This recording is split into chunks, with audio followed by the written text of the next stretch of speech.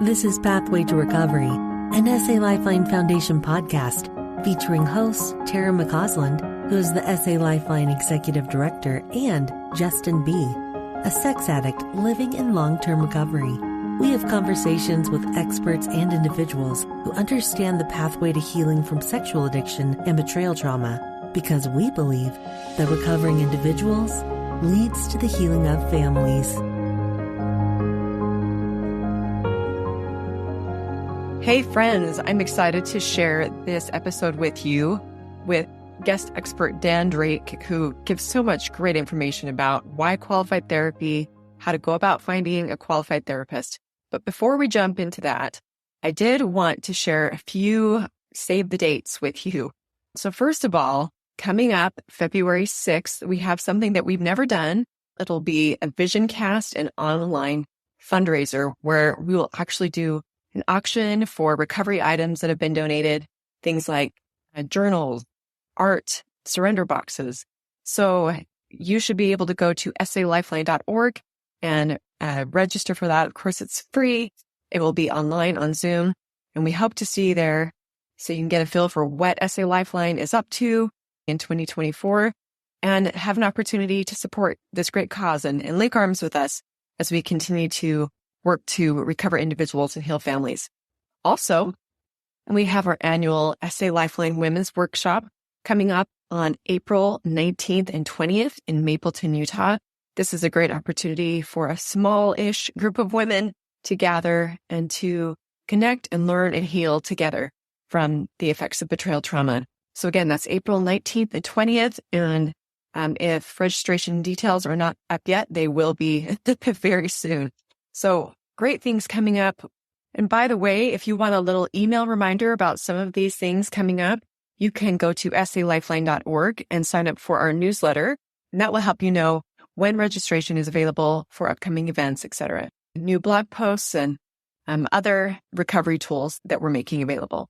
We're grateful to have you a part of our community. So without further ado, here is our interview with Dan Drake. Dan Drake is a licensed clinician, a certified clinical partner specialist supervisor, as well as a certified sex addiction therapist supervisor. He has co-authored several books, including Full Disclosure, How to Share the Truth After Sexual Betrayal, and Letters from a Sex Addict, My Life Exposed. Dan is also EMDR trained, and he is the founder and clinical director of Banyan Therapy Group in Los Angeles, California. In addition to his clinical background, he has spoken domestically and internationally. Welcome to the Pathway to Recovery podcast. I'm your host, Tara McCausland, and I'm thrilled to have here with me Dan Drake. Dan, thanks for being here with me today. Thanks, Tara. Thanks so much for having me. I'm excited to be here. So as a background for our listeners, if you've been listening recently, you know that we've been going through the recovery puzzle, and we have been touching on the 4 pillars, the 4 outer pieces of our recovery puzzle. And so today we're focusing on the qualified therapy piece, which from an SA Lifeline standpoint, we don't do in-house therapy, but we recommend qualified therapy as an integral part of the healing process.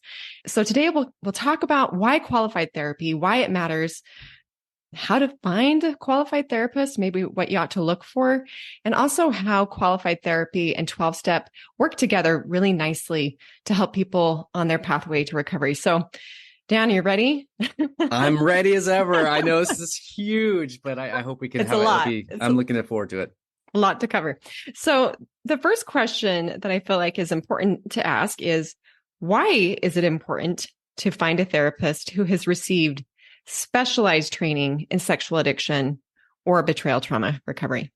Yeah, that's a really good question. I think on the short of it is, let me just explain my grad school experience. I had a 2-unit addictions course total, my whole grad school experience to be trained as a therapist. And I could be wrong. I don't know if sex addiction was ever mentioned.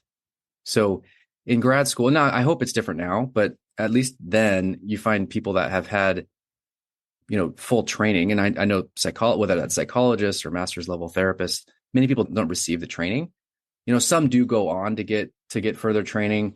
I guess I always wonder, if you are getting further training, why aren't you focusing in this field and getting, certified, because there are, certifying organizations that give you specialized training. So I guess the short answer is why look for someone with specialized training is because we're not trained for this in school. So you'll have people that say they're specialized when they may not be. I mean, for example, you look on Psychology Today in my area, there'll be a ton of therapists that pop up because they can just do a checkbox that says, I specialize in sex addiction, or whatever it says, something like that. I don't know many of those people. They aren't my colleagues that I work with. I know most of the local specialists because it's a smallish community. So I think it's really important, I think, for kind of anyone listening, for you to know anyone can say they specialize, but there are, this is 100% what I do in my practice. It's not a 5%, or I worked with a porn addict once, and so I can say I specialize in this. This is what we do. I'm assuming, many people's experiences that are listening, unfortunately, many people that have come to me have been through multiple therapists before they've come to me. They've had terrible experiences. Someone saying, well, it's just porn, you should get over it, thinking somehow you're being prudish, or, these misguided conceptions, or not even understanding what betrayal is or the impact of betrayal. So you find, we've just found people, we've had to undo kind of institutionalized trauma that comes from the actual therapist, even maybe well-meaning. I'm not saying they're not well-meaning. They just don't understand, many people. So that's a short answer, but anyone can say they're specialized. Not many people actually are. Right. Well, and I've said before on this podcast that not all therapists are created equal. You might liken it to, if we're talking about receiving specialized training in this area, like when we have a physical issue, if we're having like digestive problems, we're not going to go to the heart doctor, right? There's very specialized training for our physiological issues, and we seem to understand that. But it seems like in the therapeutic world, there's some confusion about, oh, well, they're a therapist, so they must know how to deal with this stuff. I 100% see that. I usually try to use medical analogies because I think it makes sense for us. I wouldn't, if I had a heart issue, I'm not going to go to a general practitioner. I want to go to a specialist who does this. This is what they do. And I would say for myself personally, and it probably came through more wisdom over the years, I thought I could do more than I actually could, until, some of my wisdom that I've learned over the years is knowing what I do well and then referring out for the things that I don't do well at, or other areas that I'm not specialized in. Why reinvent the wheel or try to force something when there are people that specialize in certain areas? Let me find you the best help. And I think either it might be a therapist's optimism at best, maybe their own kind of pride or lack of education, or maybe their fear somehow that gets in the way of them saying, I might not be the right fit for you. There is somebody who I do know this person. Also, too, I don't know, and especially for your listeners, I found this to be the issue too. Sometimes people will choose a practitioner of faith. That becomes even more important than a specialist who isn't of faith.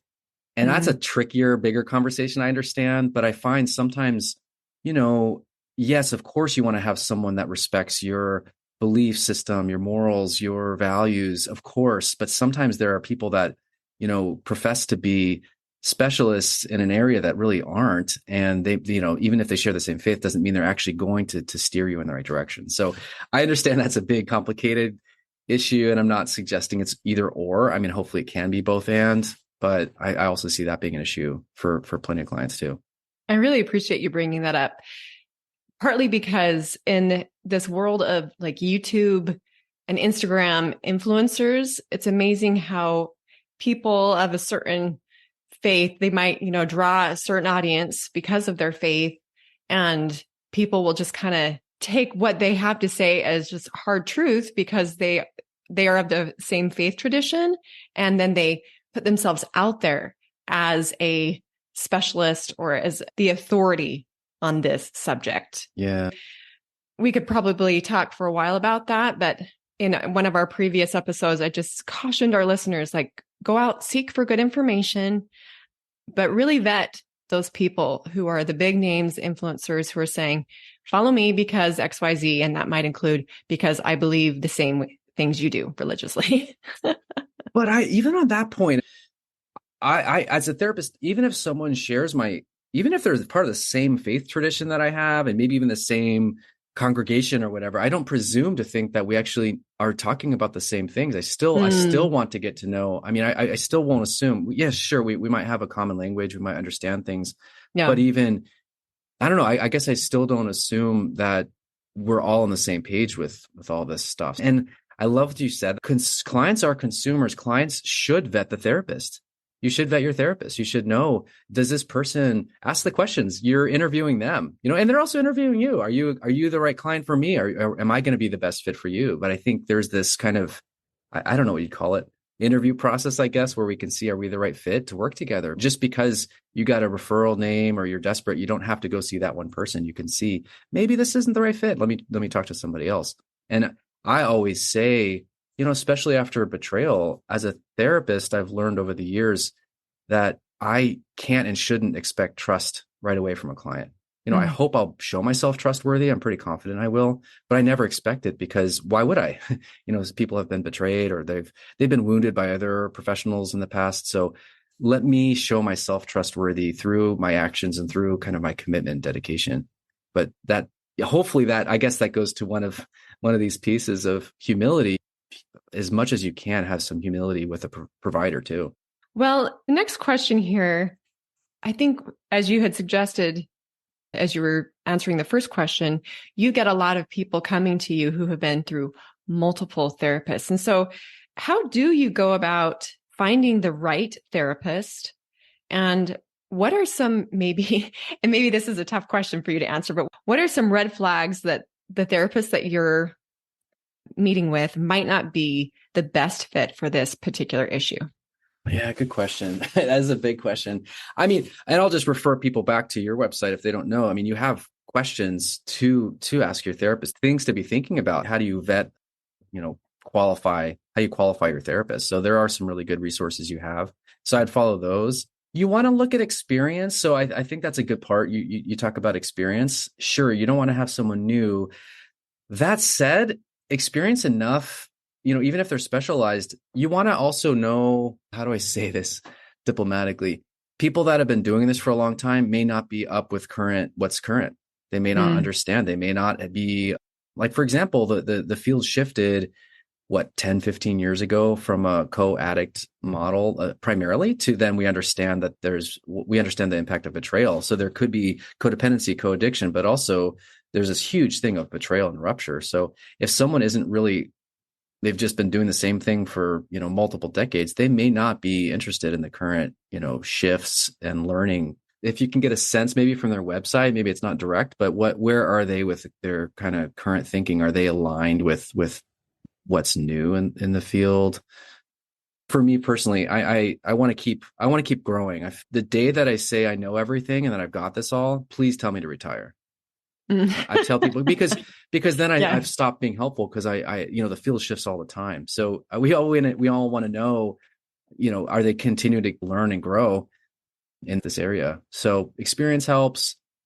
I think an openness. So get a feel. And the nice thing is these days we can sort of vet therapists before you've even met them. You can watch videos if you can. Sometimes therapists won't have content online. That's okay. But do you get a sense from their website what type of person they might be? So character does make a difference, because yes, their therapists have modalities, but you also want to get a sense, who is this person? What's my gut impulse with this person? Do they have a certification? So that's another big thing we talked about. So there are multiple different ones. The biggest one I know would be the CSAT, Certified Sex Addiction Therapist. That's the most comprehensive certification out there. And that makes, if someone's gone through the CSAT training, they've gone through typically 4 modules of training, which is 20 days of training. They've had to do, multiple hours of supervision post-training. So there's a lot of, it's not just you go through a 4-hour course and you get a, stamp or something. You have to actually do a lot to do it. So that's for someone working with the addict, but also there's the, APSATS, which has certified clinical partner specialists or certified partner coaches. There's some other ones out there. I know Sash has one. Doug Weiss has his. There's other certifications too. But those are some of the big ones. So if someone's specialized is really important. Some red flags. Let's see. What are some red flags I would say? again, I think, how do they treat you? How do you feel? So use that information. So if you're a betrayed partner, and for me, I think for anyone working, let's say if I'm working with the addict, I always want to make sure that everybody that's in the kind of, even if I'm not going to be working with a partner, I want to make sure the partner feels safe with me, because I'm not just working with one individual. Usually I'm working with this person in context of a couple and a family. So if you're a betrayed partner, do you have any access to that therapist? Or is there some sort of channel? Maybe it's not direct. Maybe it's through your own coach or therapist. Is there a way that, does this person collaborate, or are they sort of an island? And I find if the therapists that are kind of the island, that gets more problematic, because we're dealing with a relational rupture, and and family, there's a lot of moving pieces. So how collaborative are they? So sometimes people as part of a team helps that collaboration. I'm just looking through your questions, actually. I mean, I don't want to reinvent the wheel with some of these, but some of the flags. What's their view of pornography, or their view of, do they align with your values, is going to be an important one. If someone's saying all porn is wrong, and this person's saying, well, porn's not the problem, it's our shame about porn, then you're going to have a value misalignment, which is going to be probably problematic. Or where do they see the problem in the relationship? So I'm trained personally as a systems therapist, so marriage and family therapist. My training was, if I have a couple coming in to see me, then my focus is working with the couple. So the couple's the problem, or there's a problem in the coupleship, means two people had a part in that problem. If someone's coming from that frame, that may be fine theoretically down the road, but that's not what we're dealing with right out the gate with betrayal and sex addiction. We're dealing first with, there was a rupture that the addict caused, typically through lies and deception, through their secretive behaviors that created damage. So that this kind of destructive, emotionally abusive behavior created damage in the relationship. And if I don't address that rupture from the beginning, and I assume there's two people with two equal parts, then it's a problem, because we haven't actually named that there is an injustice that went on, and there is kind of victimization, for lack of better words. Not intentional. I'm not trying to say the addict meant to do it, but that is what happened. So I think if you can ask what the therapist's sort of theoretical framework is, and how they handle betrayal or betrayal trauma. I mean, even that term betrayal trauma, what their understanding of it is, will help you get a sense. And someone who says, well, I'm trained in X couples model, and this is how I approach it, it might be fine down the road, but usually we still have to address the rupture that happened right here before we can actually get to those pieces. So I'm usually concerned when I hear someone thinking they're going to bypass any of the pain that the betrayal caused. So just as a review, and I will reference our list of questions that we have on SALifeline.org to vet a therapist, but some of the things that you said that I think are worth repeating.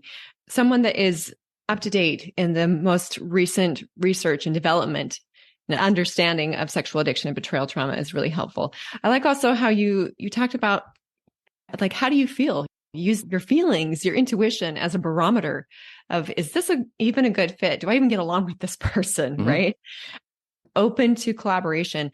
I've heard on a few occasions where an addicted spouse will come home and tell the betrayed spouse something that was said between them and the therapist that might be really hurtful or even not consistent with what's happening in the relationship. And that person, the betrayed, has had to go back to the therapist and say, is this really what you said? So I think that being open to collaboration with other therapists, and being willing to have dialogue with the betrayed spouse. And then this, I feel like, is so key, the value alignment. I can't tell you how often you hear horror stories about people walking out of therapists' offices and they excuse the behavior as, oh, well, you just got caught. Everybody does this, or Right. Porn's not the problem, as you said. So I think those are all really good suggestions. And then for those who are interested, on SALifeline.org, if you go to our recovery puzzle and then you just scroll down to the qualified therapist piece, there is a download that you can get just free right there for you. Questions to qualify your therapist. So I don't know if I would be so bold as to actually take that into your first therapy session, but just so you're aware as you're feeling out that relationship initially. Well, even if you do, and I appreciate that, even if you do, what's the therapist's response? Do they start to get defensive? Do they, Right.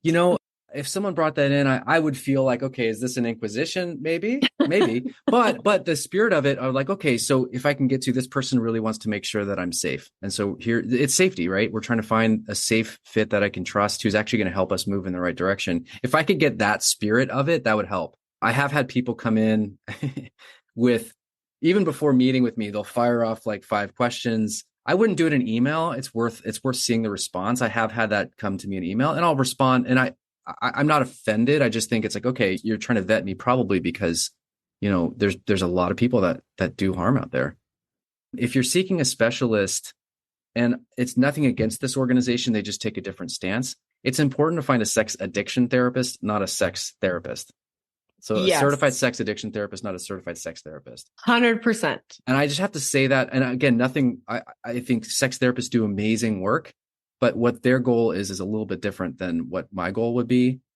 And usually they'll do things that later down the road that can really support couples. But this is a huge mistake that I think a lot of people make. And they're seeing a sex therapist, then they're working on their sex life when the betrayed partner is kind of like, I'm reeling from the impact of this betrayal. I'm not ready to talk about sex right now. So just something to be aware of, depending on what you're needing and where you are, to understand if that person actually does understand. Because sex therapists actually don't take a sex addiction model. They've been public with that. So. Yes. Thank you so much for bringing that up. There are people that I feel like have become big influencers in this realm that are sex therapists, not sex addiction therapists. So we kind of want to stay in our lane, right? Mm-hmm. Yeah. So we can really help people. And this is also confusing. That's the other thing I want to say. If you look, and I put a graphic, and I'm sure they're changing all the time. There are different people, and also depend on what part of the country or the world you're in. Some people don't take sex addiction as an actual model. They discount it, and they have their own approach. So Doug Ron Harvey in San Diego, out of control sexual behavior. I like Eli Coleman up in Minnesota. He talks about it more by like compulsive behavior and not sex addiction. So there's different people all over the country. Bill Herring's model, I think, is great. I think it's chronically problematic sexual behavior or something. So just so you know, the specialist field often isn't even in sync yet. So it's still a little bit confusing. Yeah. That's why I like these questions, because it helps you get a sense where that person is. And again, taking that in and self-empowerment. How do I feel with this person? If I'm triggered by this person, is that related to the person, or is it something that gets activated? This is worth looking at. Yeah. So then a big question that often comes up, and you said that sometimes you are working with couples simultaneously. What are your recommendations regarding individual versus couples therapy, depending on the stage of the healing process? It seems like it should be a simple question, but it's really complicated. The traditional approach had been let people do their own individual work for a season, let's say a year even, and then we come together to do the couples work. That is one approach. And it works on some level, because I think there is a lot of individual healing to do prior to working on couples issues. I will say, and I heard John Leadham, he's a therapist. He said this at a conference. I heard him say something to the effect of, I don't know much about geometry, but what I do know is parallel lines never intersect. And so I do think there's a world, if we're doing just separate work for a season, and I actually don't see the parallel lines not intersecting. I actually see them usually verging further apart. So someone like Carol Jurgensen-Sheets' Ercom model, if anyone's aware of that, it's a newer approach to, I'm going to botch it, early recovering couples education model. Shoot, I'm probably just butchered that. But anyway, it's a model for how do we help couples, maybe not do couples therapy, but help them deal with safety stabilization issues, help them move closer together so that it's not, I don't have the luxury. We can't put people in bubbles for a year. They're living together. And if the addict isn't understanding betrayal or betrayal trauma, or what the partner's, trauma experience is, we're going to have big problems, and it's going to create ruptures and all over the place. And in the family, how that intersects. I think there's a role of getting into couples support if you can, if people have the resources and availability. I wouldn't call it couples therapy though. And we may call it couples triage or managing safety in the relationship. I think couples therapy, when you seek out a couples therapist, it tends to be, we're working on our communication issues or our relationship, which I think is further down the road. Right now, we're just trying to help build security and stabilization back in the relationship early. Thank you. Yeah, I'm sure that is a lot more complex than give it a year and then you can come together. Well, because week in, week out, things are blowing up because addicts don't understand what the partner's going through and they don't get it and they make things worse usually until they understand. Yeah. One of the primary reasons I see for having a therapist, especially early on, is for this event of disclosure. Disclosure can be really traumatic for the betrayed partner. And so I'm curious, why is it helpful to have a therapist aid in the preparation of and the delivery of a full disclosure? That's another good question.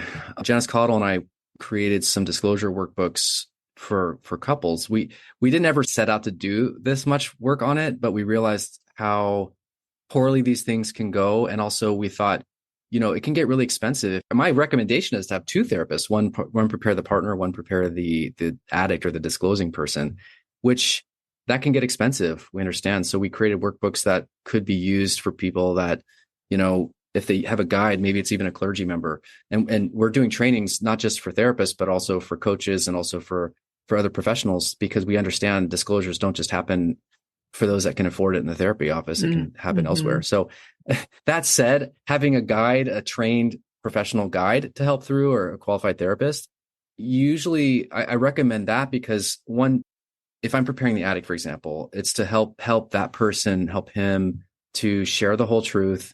If he starts to get defensive or go into shame, to help try to manage that as much as we can, take breaks if we need to help keep him present and empathetic and open and vulnerable.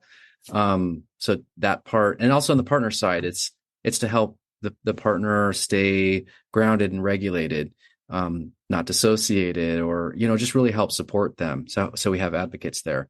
But on the prep side, we know, unfortunately, and I'm sure I hate to think it, but I'm positive people listening, they're going to have experience of trickle disclosures. I don't even call those disclosures. I call those confessions. Usually prior to this full disclosure, we find people share either too much information or not enough information. So our job as professionals is to help kind of titrate that to get all the information that the partner, what does the partner want to know? What don't they want to know? I do a written disclosure process. So it helps the addict. I'm working on also any rationalizations or minimizations or justifications or blame shifting stuff. I'm editing all that out, or too much detail, graphic detail. All that stuff I'm trying to filter out so that the partner gets everything that they want to know without it sounding like, can I give an example? I don't want to be too graphic. Yes, please.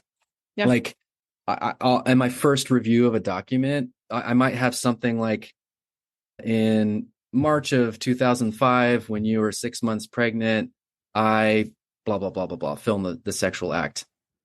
If I see that as the addict's guide, I'm trying to think, how's the partner going to read that? How's the partner going to hear this when they're listening to it? Most partners, most women are going to hear, oh, so I was 6 months pregnant and, you're blaming me basically. So anything related to the partner, I'm taking out. So forget the 6 months pregnant. If the partner wants to connect that together, they will, but I don't want in any way to think, well, it's because you were pregnant and you didn't want sex with me. So that's why I did this. So that's, I'm trying to filter all that stuff out. And I'm talking to the client about that, saying your job is to be fully transparent with this information, fully accountable with this information without minimizing or blame shifting. So it sounds obvious, but it takes actually a lot of work and revisions to do that, because addicts, it's scary to put all your information out there. So they try to hedge it a little bit, but I think giving the support so that hopefully it's accurate, the client does a deeper dive. So it's all the information out there. We talk about polygraphs added to this, there's adding those things possibly. So there's a lot of reasons, but I think because most people, when they do it on their own, it's usually not done well. It's either too much information or not enough typically. Yeah. And that trickle disclosure, or AKA confession, I think tends to add, right, to the trauma Oh of yeah, a that's great spouse, which is what we're trying to do. We're trying to diminish that as much as possible. yeah. So thinking medically, if I'm going through, do I want to go through multiple partial surgeries to get an issue solved?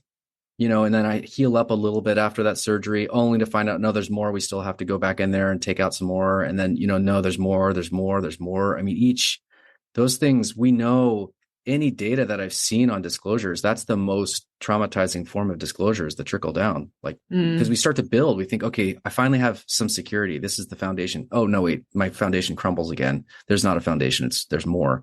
I have a partner, even more becomes the M word. That's really, the word more is triggering, because the addict would say, oh, wait, there's more.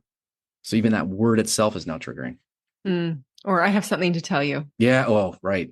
Do you have a few minutes? I need to tell you something. Yeah. Well, I think that workbook that you mentioned might be of interest to our listeners. And so I'm going to link that workbook in the show notes. Sure. And link to your website, et cetera.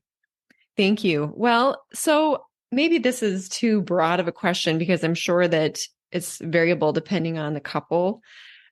But could you walk us through what people might expect with the therapeutic process from kind of start to maybe a year out? Okay. Is that a good question? It's a great question. I'm just thinking, and this is where I start to think, like, this is sort of pie in the sky for those that have resources. So yes. I don't presume that everybody can do this. So I just want to say that. Ideally, if someone's coming in and they're in a relationship, which typically is the case, then usually the betrayed partner needs support, the betrayer, the addict needs support, and the coupleship needs support. And usually I like to have it with 3 different therapists if possible, not the same person. So that's pie in the sky ideal. I understand that can get expensive and not realistic for some. So I get that. There are other options. So doesn't just have to be that, but for the addict does need some support. So I try to get them, and we'll go to this in a bit, I'm sure, but go get them linked to 12-step community pretty early if I can, because that's where they're going to do a lot of their healing. I'm going to hopefully take some of those pieces and start helping them build, a relapse prevention plan, more top down. What went wrong? Like what happened here? Like, let's shore up the foundation. Let's get some sobriety recovery tools built. And then my job is to help that person twofold. One is to get the recovery, and then also help them to restore the relationship where there's been attachment breach. So that's complicated. Everyone comes in with different levels of understanding and empathy. And if I have someone who's more narcissistic, they may not get it. And I have to teach them what happened and what betrayal trauma is and what you're seeing. And this is normal, and, all that kind of stuff. So there's a lot of education, but then there's usually trauma work underneath it. So getting to do that trauma work with the person. The couples we already talked about a little bit early on. I think the first year to me is more, how do we build safety in the coupleship, start to rebuild trust, honesty.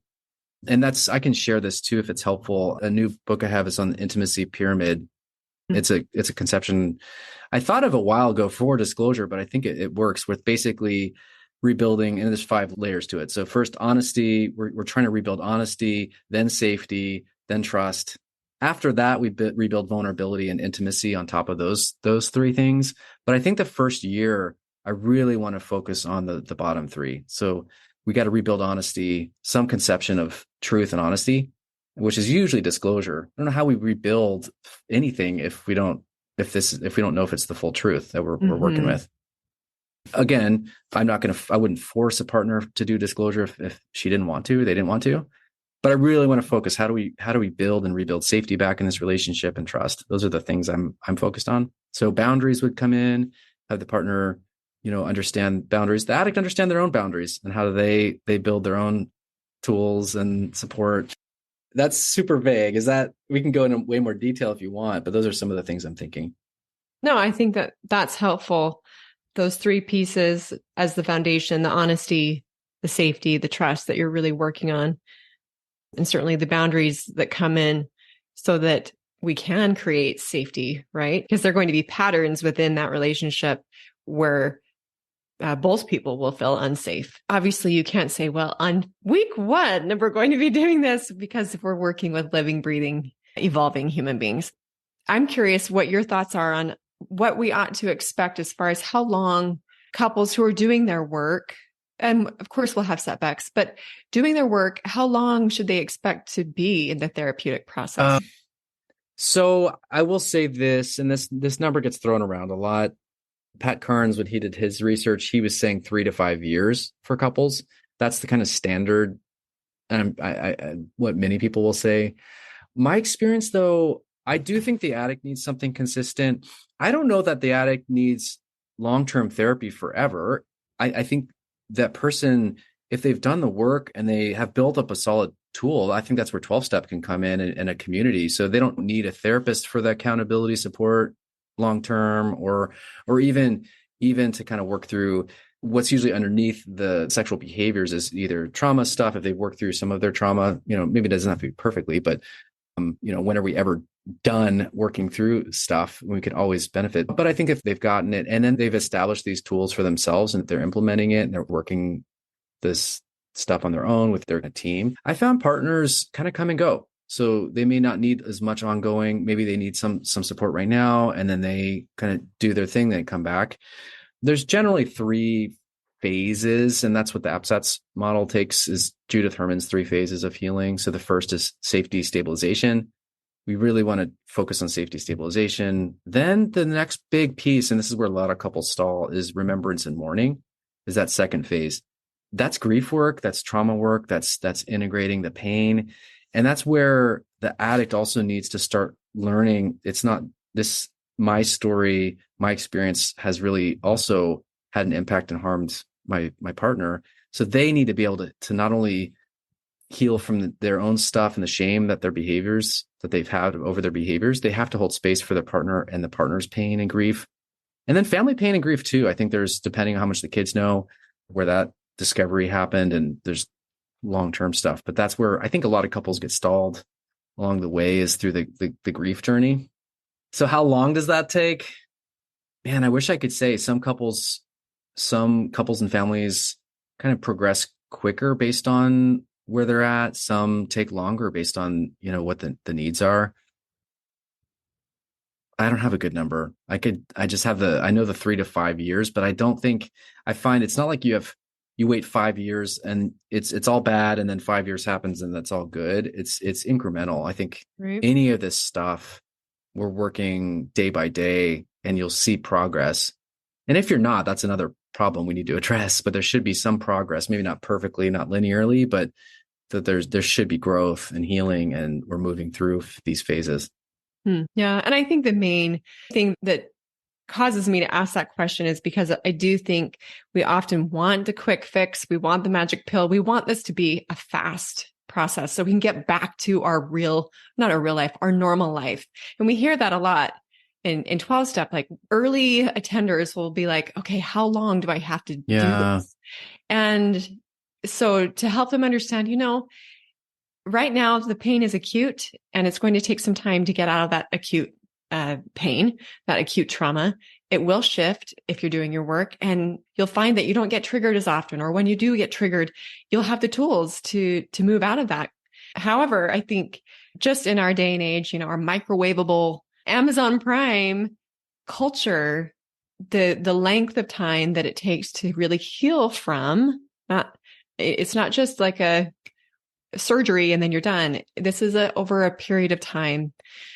And we have to go in with this type of mentality, but recognizing that even though this isn't a sprint, it's a marathon, there are benches along the way where we can stop and pause, and there's joy, even joy in this journey. And that's kind of hard sometimes to get across to people who are really in like the beginnings, the trenches of this. I think that's a really good point, especially around the pain, because if I'm in acute pain, I'm thinking I won't get relief for 5 years. That's not what we're talking about. Right.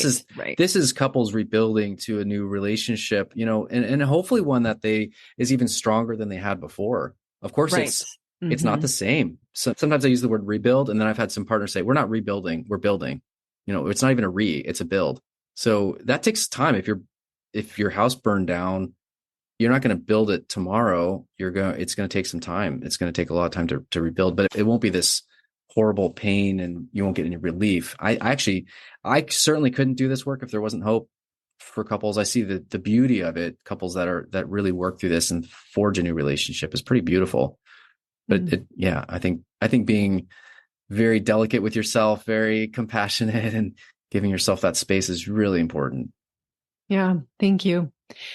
Well, our final question before our final questions. So you have alluded to 12-step a couple of times through this, which I appreciate. Here at SA Lifeline, a subset of SA Lifeline is SAL 12-step, and we offer betrayed women and addicted men free, trauma-sensitive, sponsor-essential, God-centered 12-step. And this is where we often focus as an organization because this is what we offer that's unique to some degree to us. But when we're talking about kind of bridging the gap between qualified therapy and 12-step, sometimes people can't figure out how do they work together? Do they work together? And what is the role of the two of them in helping us on this pathway to recovery? Because to be frank, Dan, we often find ourselves having to explain to therapists, really, we're not in competition here. We're here to help those who are suffering get some really good long-term healing. But what is the role of 12-step and how does that work with therapy? How could it or should it? Or, that's such another good question. And again, it goes to, this is something whenever I speak at a conference, I always try to petition the professionals. Let's have professional humility here, because I love 12-step. I think it's amazing. I think every human being could benefit from doing 12-step work. It's about being a better human being. The world would be a better place if we all did 12-step. Forget an addiction, whatever. I think anyone working the steps is going to be a better person.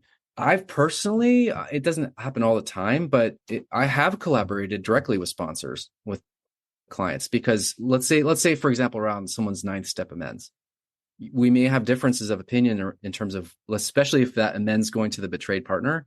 I may have some feelings and, professional input on what I think. Ultimately, it's not my amends to make. I will defer to the sponsor for that, but I may give some feedback as to how I know the partner, what the partner's expecting, and some of that. So I think they work synergistically, because I'm generally meeting with a client once a week, maybe 2 times or 3, rarely, but someone can have access to a sponsor, have a phone list, have people they can call, other brothers that they can call, or sisters daily at any time. They have someone helping guide them. It's a different level of support, accountability. I'll be an accountability person, whether that's through Covenant Eyes or some other software, I'll do that. But I just think there's something that a sponsor provides that a therapist just doesn't, or the 12-step community. It's just so different than even group therapy, because group therapy, yes, there's a definite benefit to it because you can have feedback and we can work through the intimacy issues. But in a 12-step meeting, you get to learn how to be vulnerable and have your strength come not through sharing the world as you want people to see it, but you're showing your vulnerability. You're getting help and support from other people that are there. And their voice, even if I have a professional voice, their voice is going to have a lot more weight because they're in it and they're going through it. So there's just something so beautiful about peer support that I think is amazing.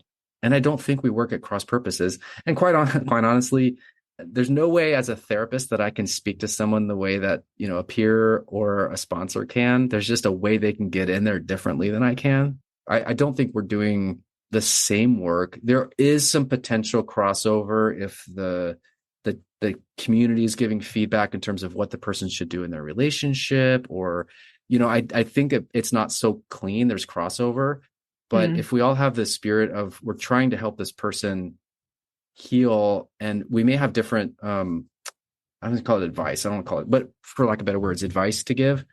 I think the team can work together. I see the 12-step community or their sponsor as part of their recovery team. I'm a part of the team. I am not the team, and the therapist that thinks they are the team, and this is my ship and, everyone else kind of comes under my ship. I mean, that's an approach, but I think again, having some humility that we are all parts of the team trying to help this person and this relationship, whether it's the partner or the addict.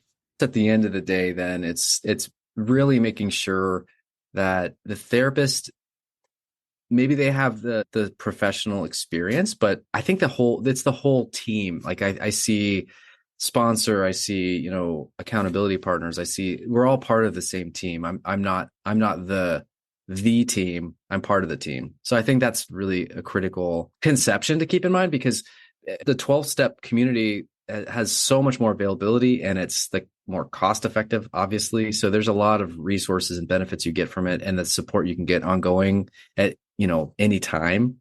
There's all that available where therapists are just not as available. Right.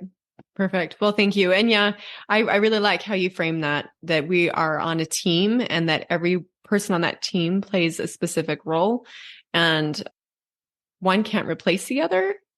But I think that as you described, recovery work is really expensive and 12-step is free and it's a long-term resource and a community of people that can be there for as long as you need them and beyond, right? Yep. So thank you. Appreciate you explaining that from a therapist's point of view. We are working together in this. We're not in competition. We don't have to be territorial. There's enough to go around. Certainly. And I don't know how to ask the question, but does the therapist, maybe another way to vet, another red flag, does this person seem territorial? Do they seem based on like all about competition, or do they have a spirit of openness and inclusivity and collaboration? Yes. Know how you quite get that just from a question asked, but you may get a sense of that person. So I think it's important. Well, you can ask that question. And I believe it's the final question on that list of questions that listeners can download to vet a therapist. The last one is, how do you feel about 12-step? And I also understand that just like not all therapists are created equal, not all 12-step groups are created equal. And so you might have to shop around there too. True. But yeah, again, I appreciate this explanation from you, Dan, because we can and we need to work together on this problem. For the rising generation that has grown up with phones in their hands, we're going to have a lot of work to do as a community to heal. True. Well, as our wrap-up questions that I always end with, we like to ask, because we have people who are listening who are on the beginning of their journey and others who might be more mid or kind of long-term, what would you say to the newcomer, someone that's just stepping onto this pathway of recovery? And then what would you say to the person that's been doing this for a while? For the newcomer, I really, my heart goes out to you, because I know this place can be confusing, volatile, especially for the partner. This is so confusing. It's a world a community you never thought you'd have to be a part of. And here you are. So it can be so earth-shattering. But I think for everybody, give yourself a lot of grace, compassion, really try to one foot in front of the other. There is hope. It won't be like this forever. So the kind of chaos and uncertainty and the volatility is part of the early phase. But that's where, we build safety, we build honesty, we build trust, and it can really go a long way towards repairing a foundation and healing the relationship. So don't be discouraged early on, and it feels so overwhelming and daunting. Just really be encouraged. For someone long-term, how do I say it? And this is specifically for the addict. Don't get cocky. I found the two main areas where I see people struggle the most is early on, and then later on when they think they've got it all. So they start to let go of some of the supports. So that doesn't mean you have to do the same level and depth treatment or whatever the whole time, but just be careful if we're taking off scaffolding. Are we ready to is this building going to stand on its own? What other supports do we need to do? So I would say really, and my phrase that I say all the time to clients, there's no cruise control for recovery. So just because you think you've got it and you think you put it in cruise control, if you think you've got it in cruise control, that means you're slowing down. So you always have to keep your foot on the gas and keep vigilant. So that's what I'd say. Wise words. Thank you so much, Dan. It's really been a pleasure. Appreciate all you've shared with us today. And thank you for your great work in this realm. It's needed. So thanks again for being here with us. Thanks, Tara. Thanks for joining us. We invite you to subscribe to this podcast so that you don't miss new episodes. And while you're at it, will you please leave us a 5-star rating and review to help us spread the good news that healing from sexual addiction and betrayal trauma is possible. We invite individuals who are struggling to join our virtual or in-person trauma-sensitive 12-step meetings. Meeting times and locations can be found at sal12step.org. You can find quality education at salifeline.org, and we hope that you will follow us on Instagram and Facebook. SA Lifeline is a 501c3 nonprofit organization, and we welcome donations. SA Lifeline, come heal with us.